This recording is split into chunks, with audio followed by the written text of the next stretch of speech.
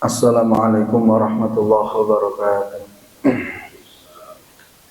Bismillah, alhamdulillah, wa la hawla wa la quwwata illa billah. Subhanaka la ilma lana illa ma 'allamtana innaka antal halimul hakim.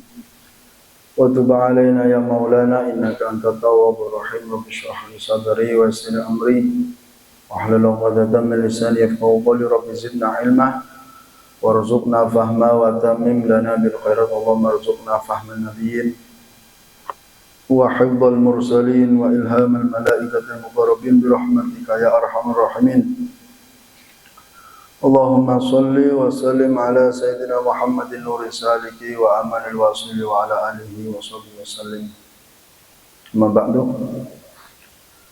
Alhamdulillah, sekarang kita bab baru. Artinya sudah masuk bab ke-11. Kemarin terakhir kita bahas tentang bab apa? Jumat. Sekarang kita masuk bab al-babu al-hadi asyara fi fadilatil masajid. Bab ke-11 yang menjelaskan tentang keutamaan masjid. Bismillahirrahmanirrahim. Qala Syekhul Mu'allif al-Alim Al-Hafidh Jalaluddin Abdurrahman bin Abu Bakar As-Suyuti Sahibul Lubabil Hadis, wa qala aidan al-alim al-fadil al-wara' al-kamil Syekh Muhammad Nawawi al-Jawi Sahibul Tanqihul Qaul al-Hafiz rahimahumullah wa nafa'ana bihim wa bi'ulumihim bidaraini amin. Al-babu hadi asyara fi fadilatil masajid. Bab ke-11 menjelaskan tentang keutamaan masjid. Jadi perlu diketahui, Anda kalau menjadi takmir, artinya takmir itu bukan struktural dalam pengurusan saja, paham ya? Tapi istilah kita takmir itu hanya dalam struktural kepengurusan masjid. Kita semua yang meramaikan masjid itu namanya takmir. Paham ya? Bisa dipahami ya? Nanti kalau dipersempit nanti secara struktural. Sampeyan kok gak nganur masjid? Aku duduk takmir, ini repot ini. Padahal setiap hari sholat di masjid, setiap hari menghidupkan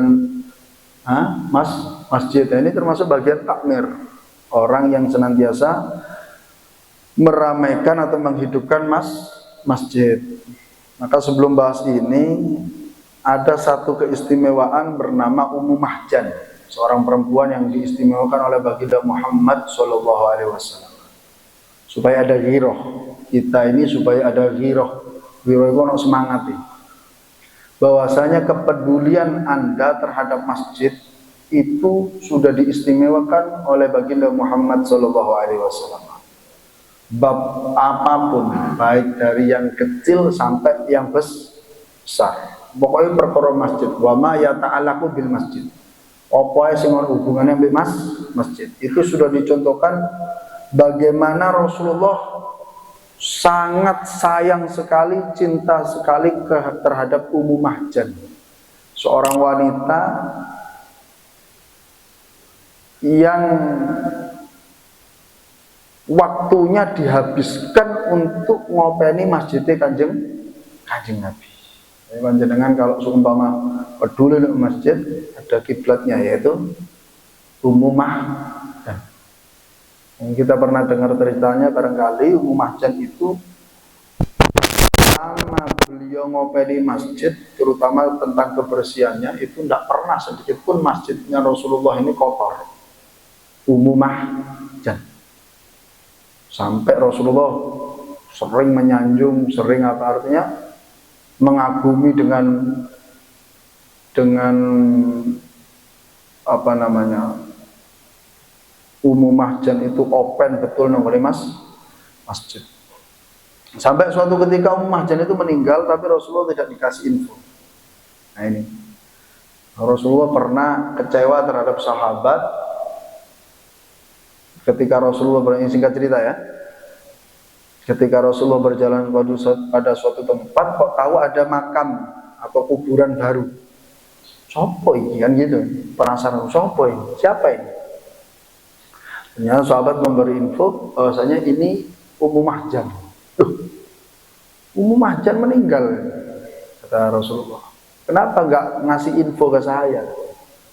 Lah sahabat ini saking cintanya sama Rasulullah, kadang ada orang itu tidak datang ke kanjeng Nabi, tidak sowan ke Rasulullah, itu bukan karena apa? Bukan karena tidak mau, karena takut ganggu waktunya Rasulullah. Ada sahabat sowan terus. Ditanya, kenapa kamu sowan? Saya tidak rela waktuku tidak bersama dengan Rasulullah. Masya Allah. Untung Rasulullah itu wa ma arsalnaka illa rahmatan alamin. Ini Aba Yunus umur ditamoni bendina. Wah, ngomel. Antara entek kopi, gula, suguhane entek kabeh. Jangan macam-macam Anda menawari sesuatu ke teman Anda.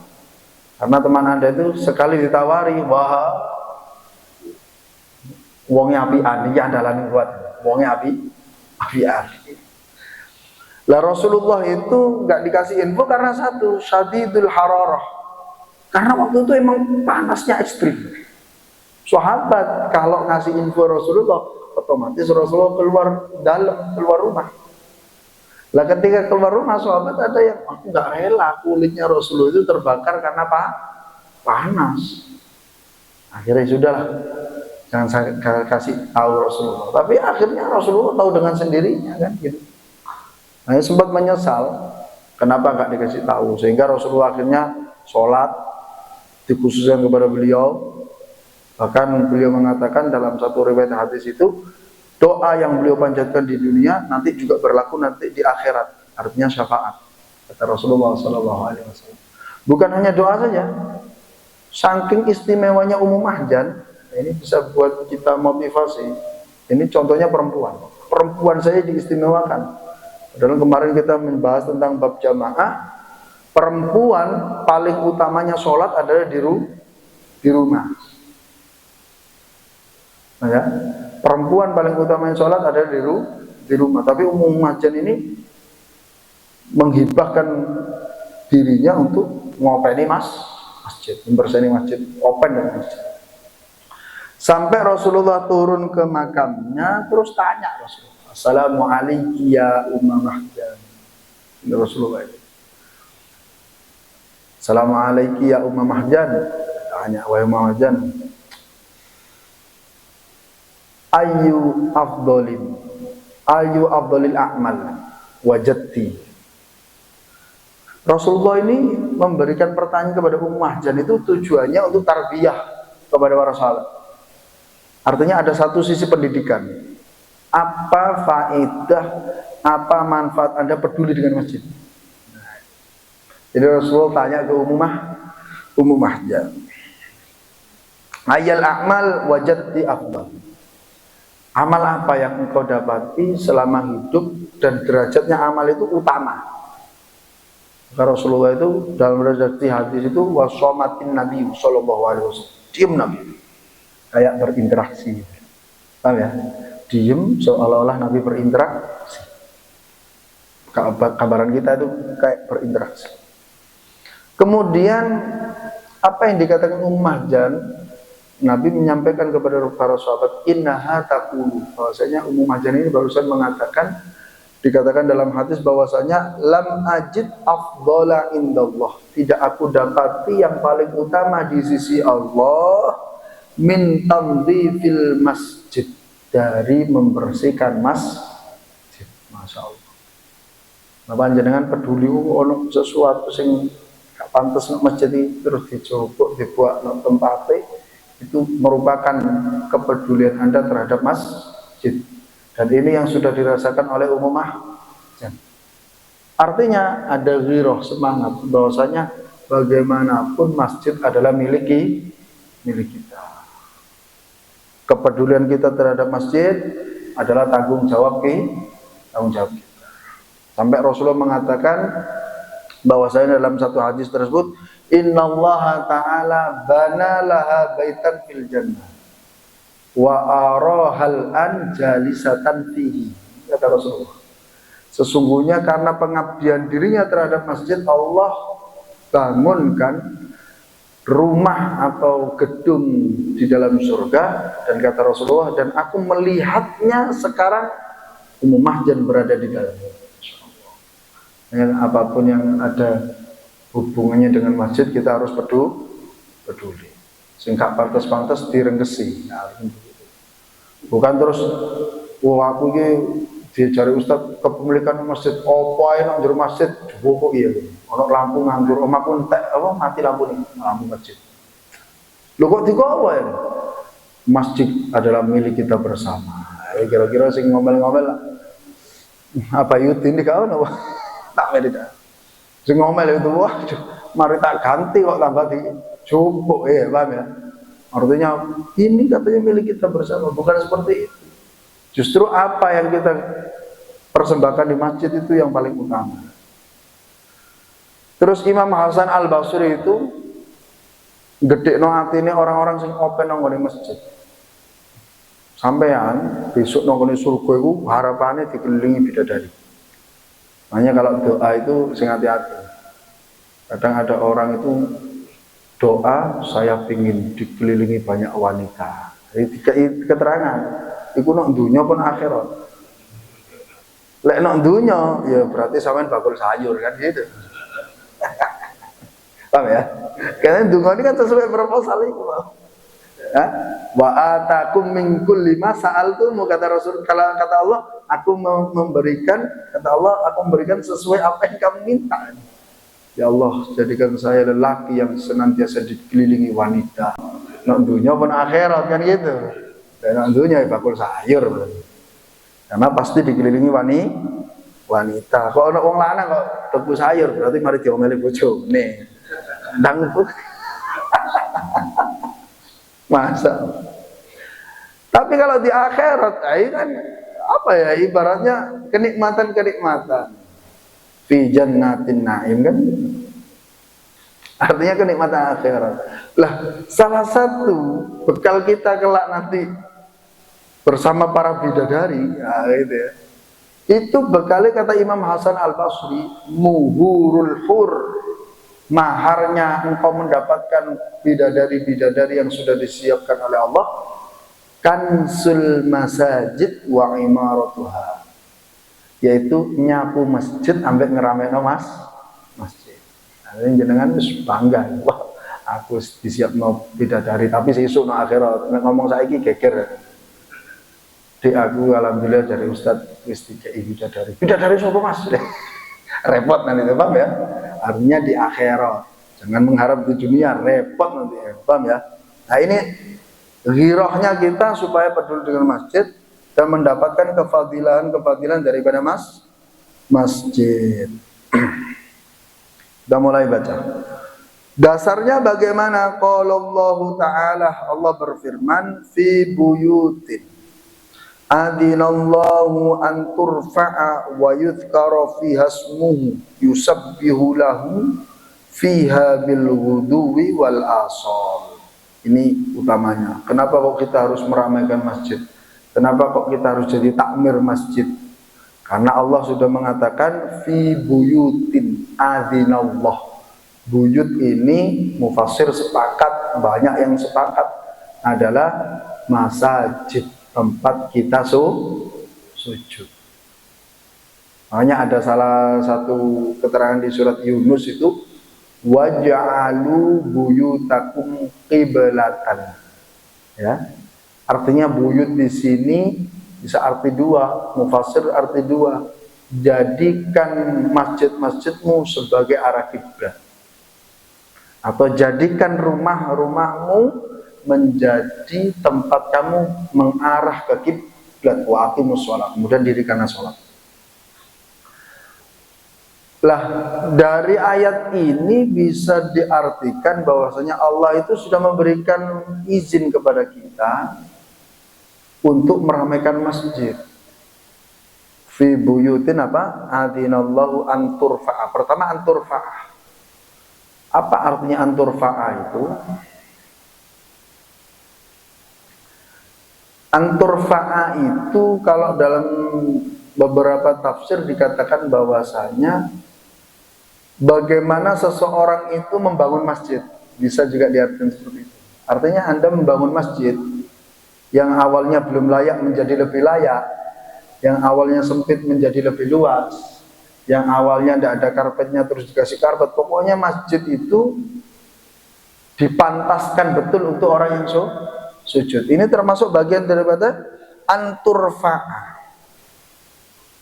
Lah makna anturfa'a sendiri adalah bibina'iha wa raf'iha, yaitu membangun di tingkat. Itu termasuk bagian daripada diizinkan oleh Allah. Nanti saya terangkan nanti. Ada satu resiko yang harus hati-hati betul. Ada orang gemar membangun masjid. Banyak enggak? Cari sumbangan untuk bangun masjid. Cari welasi orang untuk bangun masjid. Kalau dasar ayat ini silakan dipraktekkan anturfa'a ini. Anturfa'a bibina'iha wa raf'iha, yaitu membangun yo dukurno yo ngeluasno. Tentu wa bi imaratiha juga, tentu dengan meramaikan juga. Jadi bukan sekedar hanya membangun masjid saja, tapi juga harus meramaikan. Karena fi buyutin ada keterangan bahwasanya hiya arba'atu masajid. Ada 4 masjid yang dibangun lam yabaniha illa nabiyun, yang dibangun kecuali artinya gini, ada 4 masjid yang dibangun Nabi. Artinya dibangun Nabi itu dalam sejarah tercatat. Pertama, tempat sujud yaitu Al-Ka'bah atau Ka'bah. Siapa yang bangun Ka'bah? Yang kita ketahui. Siapa? Nabi Ibrahim dan Nabi siapa? Ismail. Pertama ini. Jadi Nabi itu bukan sekedar hanya Nabi saja, juga meramaikan masjid. Jadi kalau Anda bangun masjid, niru siapa? Niru para Nabi. Keren ya? Sama lah pokok semangat bangun masjid, niru para Nabi. Karena Nabi Ibrahim awal kali yang membangun siapa? Apa? Ka'bah. Wa id yarfa'u Ibrahimul qawa'ida minal baiti wa Ismail. Kemudian Rabbana taqabbal nah, kan gitu. Pertama, masjid pertama itu yaitu Ka'bah yang sampai sekarang buat kiblat seluruh orang-orang yang iman, orang-orang Islam. Kemudian yang diidam-idamkan bisa sholat di depan Ka'bah. Kemudian Baitul Maqdis. Baitul Maqdis termasuk atau Masjidil Aqsa, ya. Kemarin kita bahas Isra Mi'raj, subhanalladzi asra bi'abdihi lailan minal masjidil harami ila masjidil aqsa. Masjidil Haram, Masjidil Aqsa, keduanya punya keistimewaan. Kalau tidak punya keistimewaan, maka tidak ada orang berbondong-bondong ingin sholat di sana, berbondong-bondong memiliki tempat sana. Maka siapa yang bangun Baitul Maqdis? Banahu Dawud wa Sulaiman. Yaitu abahnya Daud, putranya namanya Sulaiman. Bapak ambil anak, kompak. Enggak kalau zaman sekarang enggak. Bapak ibu ngurusin masjid, ayo omah gak terusin. Ono enggak? Baru bapak yang ditalim, sampean mesti ngaji. Wah, dia Nabi Ibrahim itu diiwangi anaknya, gak dicelatu ambil anaknya ya gitu. Paham ya? Sampean niku bapak wis berjuang ini, wis diseneni wong, seneni anaknya mana? Paham ya? Artinya ya butuh pemahaman. Kemudian ketiga masjid Madinah atau Masjid Nabawi. Bana Rasulullah. Jelas Rasulullah yang membangun. Yang terakhir adalah Masjid Quba. Masjid Kuba itu menjadi sebab diturunkan ayat la masjidun ussisa 'alat taqwa min awwali yaumin ahaqqu an taquma fihi rijalun yuhibbuna ayyatatahharu. Jadi Masjid Kuba itu emang dibangun Rasulullah, tapi berbondong-bondong dengan para sahabat karena awal kali masjid dibangun perintah Rasulullah, sehingga apa yang terjadi? Ussisa 'alat taqwa. Fondasi utamanya adalah ketakwaan. Nah, ini 4 masjid ini. 1 Masjidil Haram atau Ka'bah, 2 Baitul Maqdis atau Masjidil Aqsa, nomor 3 Masjid Nabawi, yang terakhir adalah Masjid Kuba. Nah, ini termasuk bagian daripada keterangan dari tafsir fi buyutin, diantaranya itu. Dan juga tidak lepas dengan masjid-masjid yang lain, termasuk Masjid Al-Hijrah. Nah, anturfa ini yang terpenting ada satu keterangan kenapa engkau bangun masjid, karena ada fi buyutin azinallahu anturfa. Pertama, di situ dikatakan bibinai wa rafiha wa biimaratiha, yaitu bangun dukurno didesain model sing apik, kemudian wa imaratiha, yaitu meramaikan masjid. Ini menurut tafsir Ibnu Katsir. Tapi, nah ini ada tapinya, ada catatan ya. Artinya supaya Anda itu tidak angger melaku, paham ya? Bangun masjid itu bagus karena maslahah untuk umat. Tapi sudah digambarkan oleh Rasulullah Shallallahu Alaihi Wasallam. La taqumus sa'atu, tidak akan datang hari kiamat kecuali apa? La taqumus sa'atu hatta yatabaha an-nasu, sampai seluruh masyarakat itu berbangga-bangga. Berbangga-bangga apa ya? Bahasa berbangga-bangga itu. Berbangga-bangga tentang apa? Tentang fil masjid, tentang masjid. Oh, dulu masjid api, apa mana? Perjuangannya Pak Ali. Kalau oleh Pak Ali kalau. Pokoknya bapak itu yatabaha. Iki masjid, wah pokoknya masjidnya wis makrong-makrong, paham ya? Masjidnya gede, luas, mari ngono yatabah. Biyen cilik, waduh perjuangan aspo yatabah, bahaya. Lah ini yang dikritik oleh Rasulullah.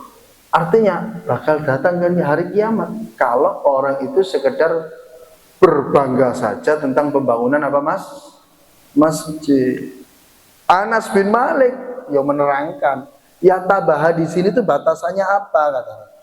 Makna daripada yatabaha itu yatabahauna biha tsumma la ya'murunaha. Yatabaha yang dilarang itu hanya sekedar berbangga diri telah membangun masjid. Ya'tamirunaha, mohon maaf. Summalaya tamirunaha, kemudian dia tidak apa? Tidak meramaikan masjid. Ini yang salah. Jadi terlalu bangga dengan bangunan tapi lupa dengan meramaikan. Nah, ini yang tidak diperbolehkan, kata Anas bin Malik. Ini sekali lagi itu ada izin dari Allah Subhanahu wa taala bagaimana dari kita untuk memakmurkan masjid. Wa yudhkara fiha ismuhu. Lah masjid itu fungsinya emang untuk zikir. Zikir di sini maknanya sholat. Fungsinya untuk sholat utamanya. Terlebih daripada sholat ya zikir, baca Quran, apapun sesuatu yang bermanfaat untuk umat. Nah ini namanya wa yudhkara fiha ismuhu yusabbihu lahu fiha bil ghudwi wal asal. Bahkan dalam masjid itu diutamakan yusabbihu, membaca tasbih, mensucikan. Makna yusabbihu itu banyak, melafalkan tasbih bisa, mensucikan. Jangan sampai masjid ini kotor, jangan sampai najis ini najis, masjid ini najis sehingga tidak memenuhi syarat keabsahan sholat, baik itu di siang hari maupun malam hari. Wa qala ta'ala, Allah juga menguatkan bagaimana kita peduli dengan masjid dan apa manfaat yang kita dapat untuk masjid, apa yang manfaat yang kita dapat peduli dengan masjid. Wa may yu'azzim sya'airallah fa innaha min taqwal qulub. Termasuk bagian dari syiar dan ketakwaan hati adalah meramaikan masjid. Seperti kegiatan seperti ini kita datang, masjid punya agenda apa kita dukung, kan seperti itu. Pokoknya apapun yang membawa kemaslahatan dan kemanfaatan dari masjid untuk masyarakat kita dukung. Termasuk ini juga. Wa qala ta'ala, Allah juga kuatkan lagi, wa may yu'azzim hurumatillahi fahuwa khairul lahu 'inda rabbih. Siapa orang yang menjaga kehormatan, bahasanya hurmatillah itu kehormatannya masjid. Bahasa sederhananya seperti itu. Jadi kalau panjenengan mengatakan Masjidil Haram, duduk Masjidil Haram, duduk. Paham ya? Sholat di Masjidil Haram, Masjidil Haram berarti duduk. Berarti Masjidil Tanah Sengketa itu duduk. Artinya Masjidil Haram itu masjid yang disucikan. Nah, termasuk bagian daripada hurumatillah, menjaga kehormatan daripada syiar-syiarnya Allah, termasuk bagian daripada masjid di dalamnya adalah fa huwa khairul lahu inda rabbih, maka kamu akan mendapatkan kebaikan di sisi Allah Subhanahu wa ta'ala. Nah, saking jogone nek masjid itu Masya Allah. Jadi ada hadis Nabi mengatakan seperti ini, jannibu masajidakum sibyanakum, jauhkan anak-anak kalian dari masjid. Ini lek diartino saya dengar hadisnya, teks hadisnya, jannibu masajidakum sibyanakum, jauhkan anak kecil dari masjid. Nah ini terjadi, benar, terjadi. Artinya gini, kenapa kok dijauhkan? Ternyata ada satu keterangan dalam tafsir itu dikatakan, ini termasuknya Umar bin Khattab terus. Kenapa kok harus dijauhkan? Yang seperti apa yang harus dijauhkan? Bukan langsung serta-merta dijauhkan, bukan.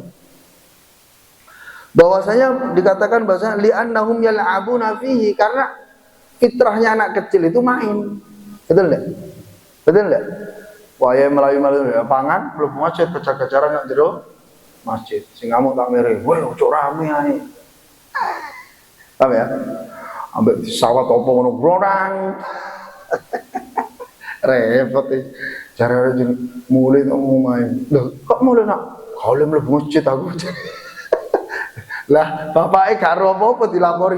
Sopo sing larang anakku mlebu masjid? Karo nek anake mas no jero masjid bal-balan ya. Paham ya?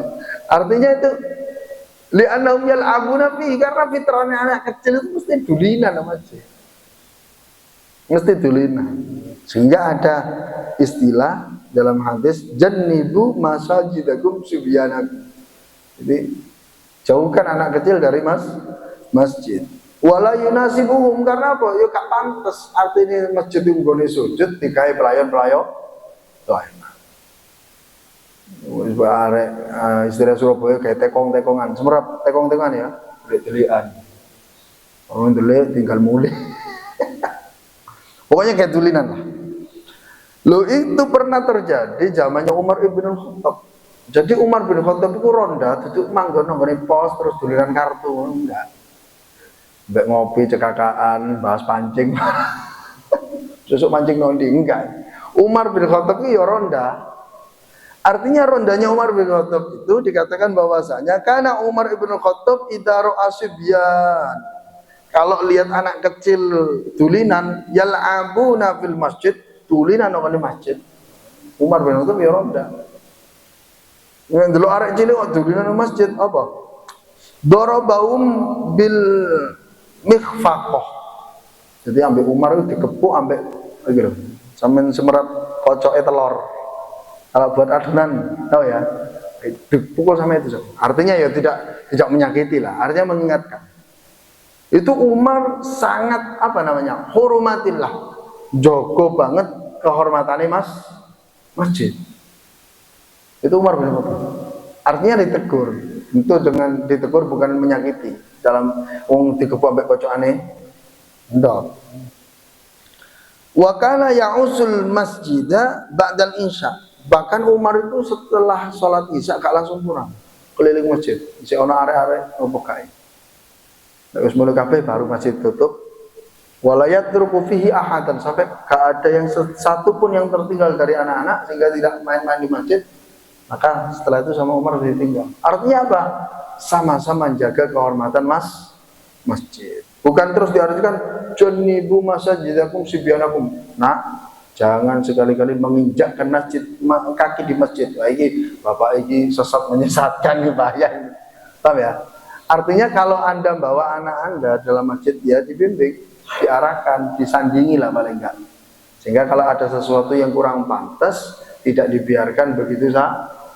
Karena orang itu repot mau negur untuk bapaknya menengahi, ya betul enggak?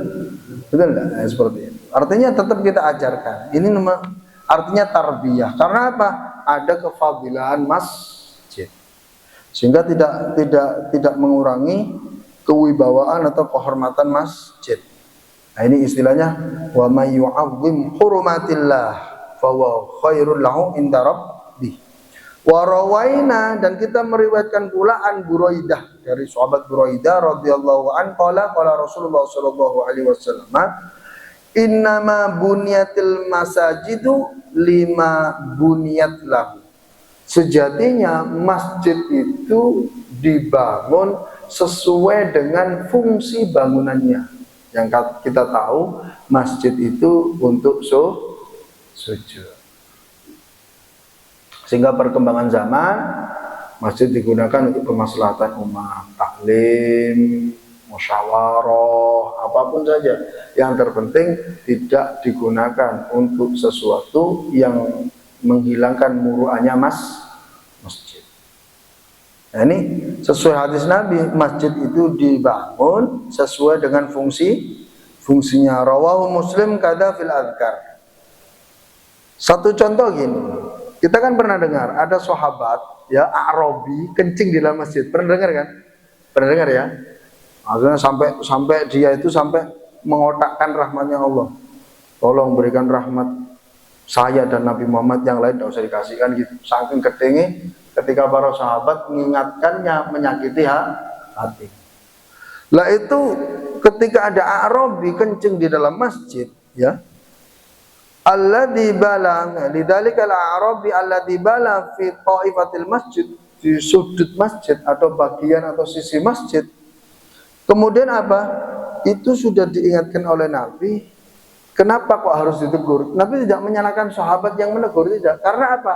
Masjid punya fungsi tersendiri. Takutnya kalau ada orang kencing kok dibiarin, nah ini repot ini. Oh berarti pengen ngoyo masjid kan. Banyak sekarang. Ngoyo di masjid. Betul lah. Padahal maksudnya kita tuh ngoyo nok jedenge masjid ini. Tapi orang yang kok wani sampean ngoyo nok masjid. Orang alay wong Arab ya ngoyo nok masjid. Paham ya? Artinya ketika kita tak nang masjid, oh ngoyo kok nang masjid. Padahal jedenge masjid. Ternyata ketika Rasulullah itu tahu ada Arabi yang kencing fi thaifatil masjid, sisi masjid atau pojokan masjid, apa yang dikatakan? Rasulullah mengatakan innaha la tubna lidzalik atau lihada, innaha la tubna lihada. Masjid itu tidak dibangun untuk ini, artinya untuk bisa dikencingi orang semaunya kan gitu. Maka bagaimana kata Nabi Muhammad sallallahu alaihi wasallam? Kalau terjadi seperti itu, innama buniyat lidzikrillah atau li shalah. Hanya saja masjid itu mestinya dibangun hanya untuk sholat. Sehingga apa yang dilakukan oleh para sahabat supaya tetap menjaga kesucian dari masjid tersebut, Nabi melarang jangan sampai orang itu beranjak dari tempat sebelum benar-benar disucikan. Nah, kalau dulu kan tanah, kalau sekarang kan tekel atau karpet, kalau dulu tanah. Artinya Rasulullah langsung memerintahkan tanah itu bagaimana dibuat lempung. Ya, dibuat lempung. Nah, cerita seperti itu, dibuat lempung, tanah itu diwungkul lah ibaratnya, kemudian dibakar tanah itu supaya menghilangkan daripada najis. Nah, ini termasuk bagian daripada hurumatillah. menjaga muru'ah daripada masjid.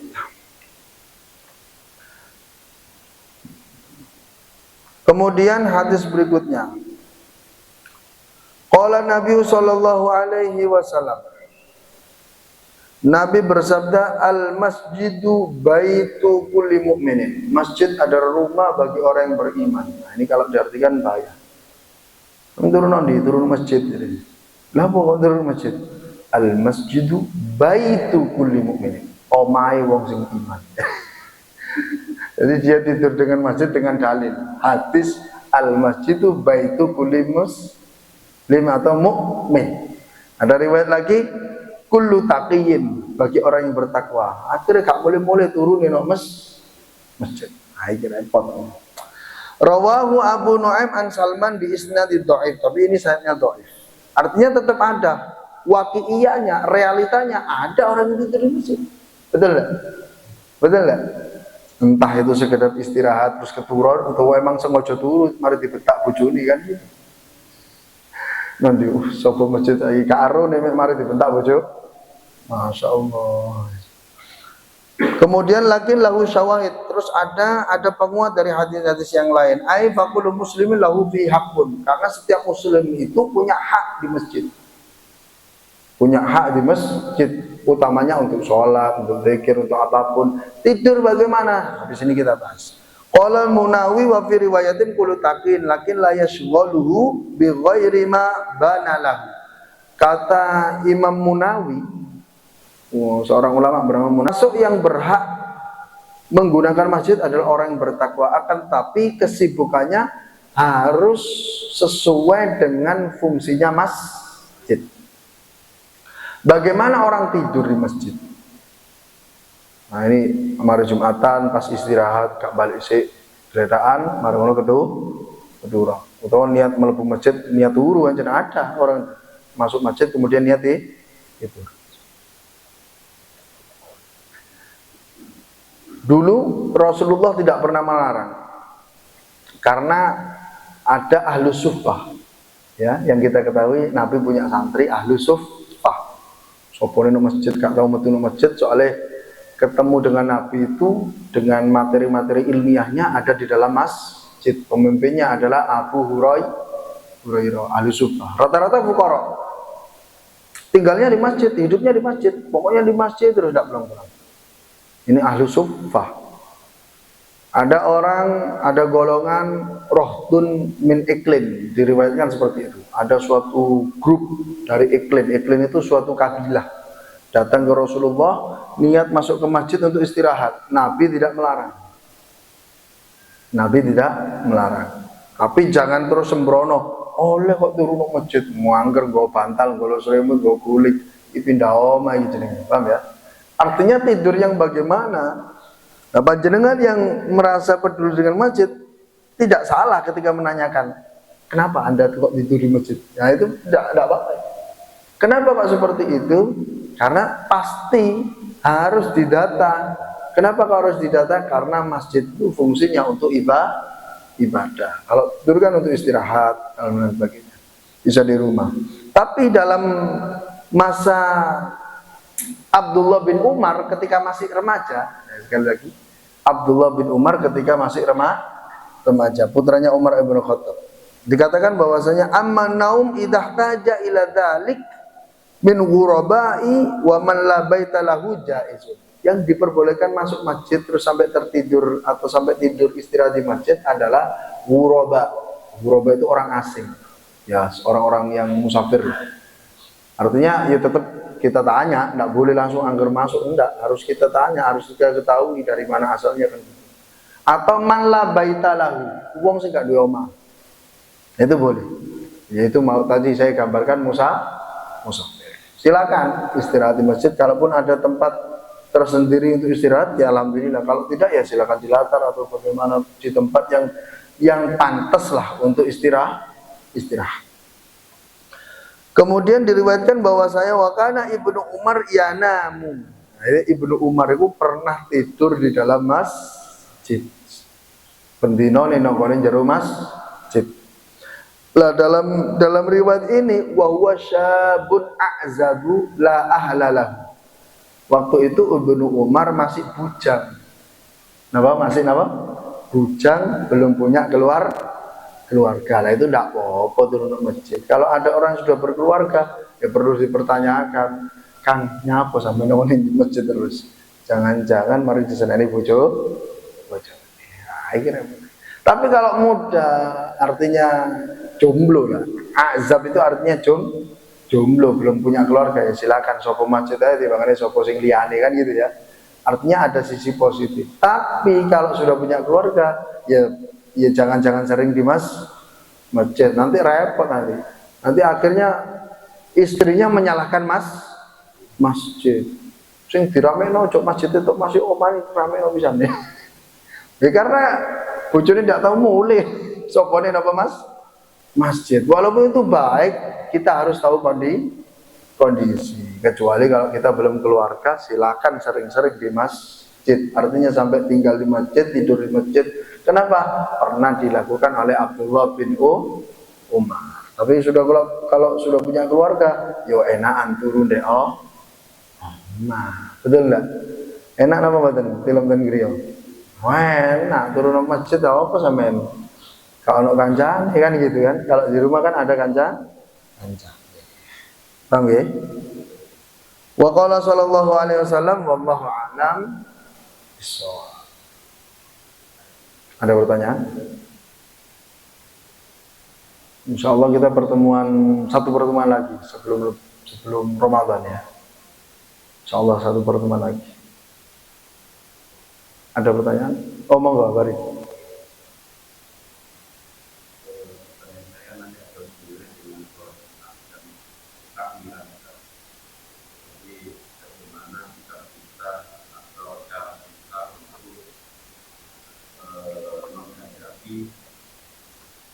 Anak-anak ini yang jika kita sedang menggunakan sebuah Jumat yang lagi rame, sedangkan kita mau berbalik itu kita berdiam dan menggunakan kecuali kalau di luar sholat sama rame kan kita bisa melakukan tapi kalau kita lagi mendengar sesuatu itu bagaimana caranya didengar di keadaan yang mengganggu, tapi nggak nanti takut membatalkan atau Ini pembahasan kemarin, anak kecil khususnya ketika Jumatan. Ya. Kemarin kita bahas idza qulta li sahabika wal imamu yaktubu yaumul jum'ah anshid faqad lawaitah. Ada satu keterangan hadis lagi juga mengatakan kalau sampai rame fala jum'atalah kan gitu. Kamu tidak akan mendapatkan Jumat. Artinya gini. Kita itu tetap dalam lingkup mendidik. Kita tidak mungkin menjauhkan anak-anak kita dari masjid. Tentu kita akan mendidik anak kita bagaimana termasuk bagian daripada innama ya'muru masajidallah, yang senantiasa meramaikan masjid. Karena anak kecil itu syababul yaum rijalul ghad. Pemuda hari ini, anak kecil yang hari ini atau pemuda yang hari ini akan menjadi lelaki di masa depan. Kan gitu. Harapan kita adalah penerus. Kalau bahasanya Pak Ali nukil daripada Gus Baha, anak itu merupakan penerus sujud kita gitu ya. Jangan sampai anak ketika sujud mulai sholat begini, ini gak situ tapi penerus sujud, akhirnya gak sujud anak. Bagaimana kita menyikapi? Ya tetap satu yang paling efisien menurut saya, bukan yang paling ya, di antara yang efisien, yaitu kita menyandingi anak-anak kita. Satu, dan jangan sampai disatukan dengan temannya, jejeran itu, sehingga mengurangi, setidaknya mengurangi. Kalaupun kita mengingatkan, kemarin sudah dijelaskan, ketika khutbah atau khotib di atas mimbar, itu yang mewakili mengingatkan itu sudah Bilal, ansitu wasma'u wa ati'u rahimah. Artinya Bilal sudah menyeru seperti itu, yang lain tidak perlu nambahi, sehingga mengingatkan orang yang ramai di masjid dengan kalimat. Tapi andai kata kalimat itu diutarakan, paham ya? Itu kalau bahasa laghwun yang kita terakhir pembahas kemarin adalah fala jum'atalah, dia tidak termasuk bagian daripada yang mengikuti Jumat adalah kamalal jumu'ah, dia tidak mendapatkan kesempurnaan. Tapi tentu dengan pertimbangan, kalau kita memburu kesempurnaan Jumat dengan berdiam diri, otomatis anak kecil makin rame, betul nggak? Artinya Jumatan kita tetap mendapatkan faedah, cuman tidak sempurna. Nah, karena apa? Emang karena keadaan yang mengakibatkan kita tidak melaksanakan ansyid tadi, diam dan menyimak dengan seksama. Karena apa? Ada anak kecil. Maka bagaimana? Sanding diingatkan. Kalaupun dengan suara harus dengan diri, sehingga tidak terdengar orang lain dan mengganggu khotib di atas mimbar, atau dengan isyarah, dengan katakan seperti ini.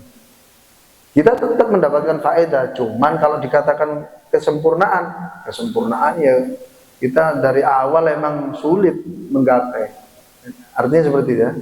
Kalau kita ngomong kesempurnaan, kalau kita tidak bisa ambil kesempurnaan itu, ambil kesempurnaan yang lain. Illam tudrakulu la tudrakulu. Wah, aku wis gak oleh sempurna Jumat, akhirnya gak oleh kabeh. Jangan, ambil kesempurnaan yang lain. Maka tetap diingatkan. Anak kecil itu harus diingatkan. Ya utamanya saya berharap setiap masjid itu semua menjadi takmir. Artinya semua peduli terhadap masjid. Khususnya ketika Jumatan. Ada yang mengatur. Selama mengaturnya baik, insya Allah diikuti. Akhirnya anak kecil kalau disatukan, tapi kalau dalam masih satu wilayah itu tetap ramai, nggak bisa karena fitrahnya main. Fitrahnya anak kecil adalah bermain. Kalau yang besar nak jero masjid wae khotib kok dulinan, iki perlu dipertanyakan kan. Paham ya? Wis kote ngomong dhewe. Ya Allah, kok awak dhewe nang. Khotib masyarul muslimin rahmat. Ngomong dhewe ini yang perlu dipertanyakan.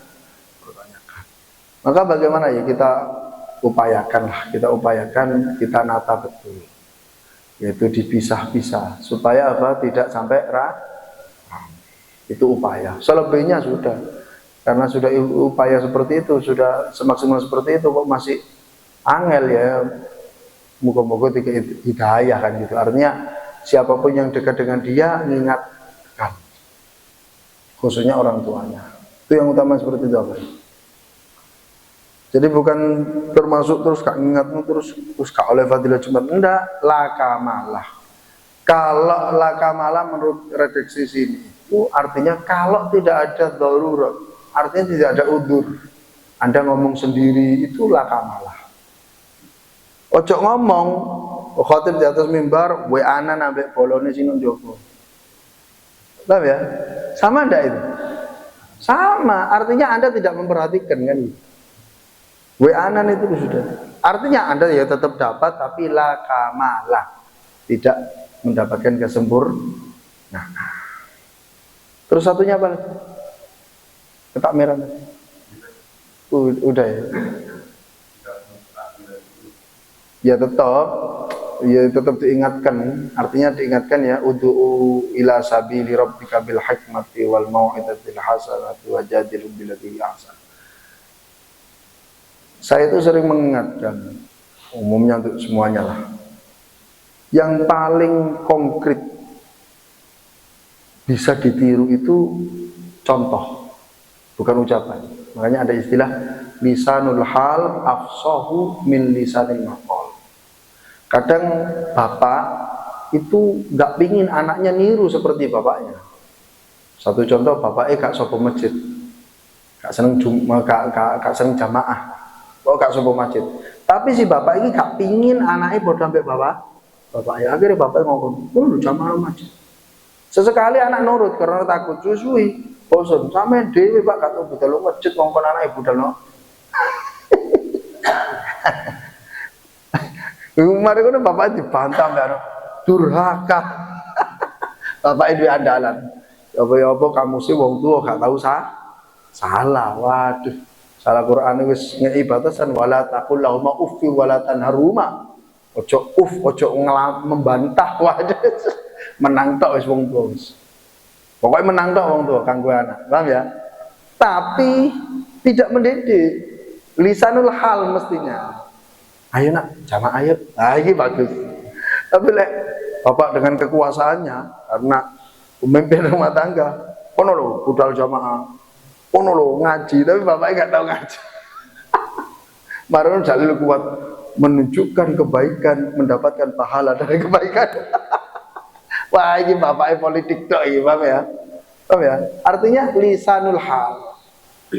Kalau Anda ingin Anda itu meramaikan masjid, Anda datang bawa anak Anda disandingi, dikasih isyarat, tidak boleh. Kalau bisa ya namanya orang tua yang mendampingi ya, orang tua yang mendampingi. Ya, kalau bisa nanti tak kasih hadiah. Kalau selama Jumatan menang, dilalai turu. Upung oleh hadiah, kawan menang turu anak, mending timbangannya cerak cerik kan gitu. Utawa tak mere, ngomong kasih giveaway gitu. Tapi oleh ono gitu. Artinya yang dia mendapat hadiah, akhirnya mau menang gara-gara hadiah. Tapi tidak apa-apa. Bagaimana kita itu mengkondisikan masjid? Tidak salah kok. Seperti itu tidak salah. Nabi sering ngasih hadiah ke anak kecil. Nabi itu sering ngasih hadiah ke anak kecil. Artinya apapun yang berdasarkan rahmat kasih sayang itu berdasarkan dari baginda Muhammad Shallallahu Alaihi Wasallam. Ya kalau bisa dipisah-pisah lah. Dipisah-pisah yang kecil sekiranya rame ini koncone iki dipisah sementara. Marono setelah Jumatan kumpul mana gak? Bu penekan nongone pohon lawis. Paham ya? Artinya tidak sampai pendek-pendek mimbaran. Ada lagi? Ada lagi? Ampun? Cukup ya? Alhamdulillah. Kita tutup dengan kafaratul majlis. Subhanakallahumma wa bihamdika asyhadu an la ilaha illa anta astaghfiruka wa atubu ilaik. Wassalamualaikum warahmatullahi wabarakatuh.